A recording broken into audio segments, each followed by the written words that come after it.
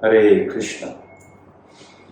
आप सभी लोगों को रक्षाबंधन की अनेक अनेक शुभकामनाएं। रक्षाबंधन एक प्यार का त्योहार, एक प्रेम के बंधन का त्योहार, भाई और बहन के अनूठे रिश्ते का त्योहार। बचपन की किलकारियां, बचपन की शरारतें, और जब बहन बड़ी हो जाती है तो वो माँ की तरह दुलार और प्यार करती है, और भाई अगर बड़ा होता है तो बहन को पिता की तरह रक्षा और प्रेम प्रदान करता है। एक अनूठा सतरंगी रिश्ता हमारी संस्कृति में इसे रक्षाबंधन कहा जाता है, और ये श्रावण मास की पूर्णिमा को आता है। मैंने सोचा कि क्यों ना इसके बारे में हमारे जो शास्त्रों में कहा गया है उसे कहा जाए कि इसका महत्व क्या है। हमारे शास्त्रों के हिसाब से इसका महत्व क्या है। जब रक्षाबंधन बहन रक्षा बांधती है, राखी बांधती है भाई को, तो वो उसे प्रेम के वश में बांधती है और भाई उसे रक्षा करने का वचन देता है। तो जब भी बहन भाई की राखी बांधती है, वो पूजा की थाली बनाती है, भाई का टीका करती है, तो उस समय एक श्लोक कहा जाता है, स्वस्ति न इंद्रो वृद्धश्रवाः। मैं ये आपको टाइप करके पूरा भेज दूंगा, स्वस्ति न पूषा पृष्ठनेमि। ये स्वस्ति वाचन बोला जाता है इसको, और ये स्वस्ति मंत्र बोला जाता है जब टीका लगाया जाता है।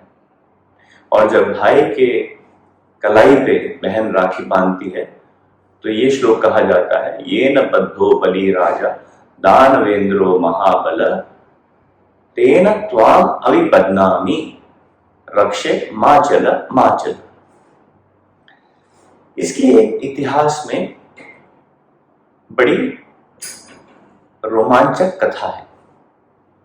राजा बलि, जो प्रहलाद महाराज के पौत्र थे, वो बहुत शक्तिशाली थे और अश्वमेध यज्ञ, उन्होंने 99 अश्वमेध यज्ञ पूरे किए। तब देवताओं को चिंता हुई कि अगर 100 अश्वमेध यज्ञ कर लेंगे तो राजा बलि स्वर्ग के राजा बन जाएंगे। तो सभी ने जाके भगवान से प्रार्थना की, भगवान हरि से प्रार्थना की। तब भगवान विष्णु ने वामन अवतार धारण किया और राजा बलि से आके 3 पग भूमि मांगी। राजा बलि ने कहा अहंकार वश कि हे ब्राह्मण, तुम्हें मांगना भी नहीं आता, तुम्हें अगर चाहिए तो मैं लाखों गायें दे सकता हूँ, सोना दे सकता हूँ, जमीन दे सकता हूँ, भूमि दे सकता हूँ। लेकिन बलि महाराज, वामन देव ने कहा कि मुझे सिर्फ 3 पग चाहिए, और वामन देव बौने थे, उनका हाइट कम था। तो बलि महाराज ने उनको कहा तथास्तु। भगवान ने एक पग में सारे ऊपर के लोग और दूसरे पग में सारे नीचे के लोग नाप दिए, और उन्होंने उसके बाद कहा, राजा बलि, तुम अपने आप को बहुत शक्तिशाली और पृथ्वी का राजा समझते हो, अब तुम्हारे पास कहाँ है, मैं तीसरा पग कहाँ रखूं? तब राजा बलि ने कहा, हे प्रभु, अब तीसरा पग मेरे सर पे रखिए। और भगवान ने वो तीसरा पग उनके सर पे रखा और कहा कि अब तुम सुतल लोक में जाके, पाताल लोक के नीचे जाके वहां का राज करोगे। तब राजा बलि से बहुत प्रसन्न हुए भगवान, और भगवान ने कहा, मांगो राजा, तुम कुछ मांगना चाहते हो तो राजा बलि ने कहा, जिसे आपका पग मिल गया, जिसे आपका पांव मिल गया, जिसे आपका पद्म मिल गया, वो उसे और क्या चाहिए? तब भगवान ने कहा कि फिर भी मांगो। तो राजा बलि ने कहा कि वहां मैं बहुत अकेला हो जाऊंगा। तो भगवान ने कहा कि मैं आपके साथ चलता हूं और मैं आपका द्वारपाल बनूंगा। जब आप आएंगे तब आप मुझे देख सकते हैं, दर्शन कर सकते हैं, जब आप जाएंगे तब आप मुझे दर्शन कर सकते हैं, जब आप याद करेंगे मैं आपके साथ रहूंगा हमेशा। और इस तरह भगवान पाताल लोक में, सुतल लोक में चले गए। अब वहां लक्ष्मी देवी अकेली हो गई। उन्होंने कहा, हमारे पति कहाँ हैं? नारद मुनि ने उनको बताया कि ये वृत्तांत हुआ है। अब लक्ष्मी देवी ने नारद मुनि से कहा कि हे नारद मुनि, आप सभी का कल्याण करते हैं, आप मुझे भी कोई रास्ता बताइए। तब नारद मुनि ने लक्ष्मी देवी को कहा कि आज श्रावण मास की पूर्णिमा है, आज आप जाइए और राजा बलि को जाके राखी बांधिए और उनसे अपना पति मांगिए वरदान। तब लक्ष्मी देवी गई, राजा बलि को उन्होंने राखी बांधी और राजा बलि ने उनकी रक्षा का वचन दिया और कहा कि ये बहन, मांगो, तुम क्या मांगती हो? बोला, मुझे मेरा पति दे दीजिए, वो आपके पास यहाँ द्वारपाल बन की नौकरी कर रहे हैं। तो राजा बलि ने भगवान को कहा कि आप अपनी पत्नी के साथ जाइए। ये बड़ी एक रोचक कथा है हमारे शास्त्रों में। और भगवान ने कहा फिर भी मैं तुम्हारे साथ आकर रहूंगा। तो जब चातुर्मास शुरू होता है, उसकी शयनी, देव शयनी एकादशी होती है, तब भगवान सोने का एक नाटक करते हैं।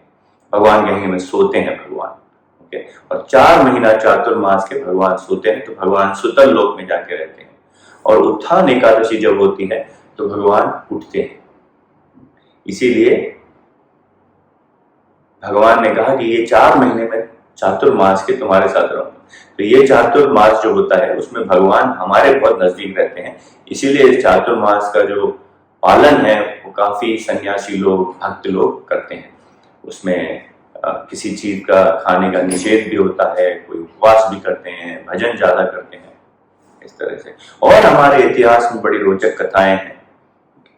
जब इंद्रदेव राक्षसों से युद्ध करने जा रहे थे तो सची माता जी ने भगवान को प्रार्थना की और भगवान ने उनको एक धागा दिया। तब सची माता जी ने अपने पति के हाथ पे वो बांधा राखी, और जब तक वो राखी थी इंद्र का बाल भी बांका नहीं हुआ और इंद्र विजयी हुए। इसी तरह से एक बड़ी रोचक कथा है। द्वापर युग में राजसूय यज्ञ, महाभारत में जब राजसूय यज्ञ का वर्णन है, तब युधिष्ठिर महाराज राजसूय यज्ञ कर रहे हैं और तब शिशुपाल भगवान श्री कृष्ण को भला बुरा कहता है। तो भगवान सुदर्शन चक्र निकाल के शिशुपाल का वध करते हैं, उद्धार करते हैं शिशुपाल का। तब उनके उंगली से खून निकलता है। द्रौपदी अपनी साड़ी फाड़ के उनकी उंगली पे पट्टी बांधती है। ये भगवान ने उन्हें कहा कि आज आपने मुझे धागा बांधा है, मुझे पट्टी बांधी है, तो मैं आपकी रक्षा करूंगा। मैं जब भी होगा आपको अनगिनत कपड़े प्रदान करूंगा, आपकी रक्षा करूंगा किसी भी समय में। तब जब द्रौपदी का चीरहरण करने की दुशासन कोशिश कर रहा था, तब भगवान ने वहां अनेकों साड़ियां प्रदान की। भगवान साड़ियों के रूप में प्रकट हो गए।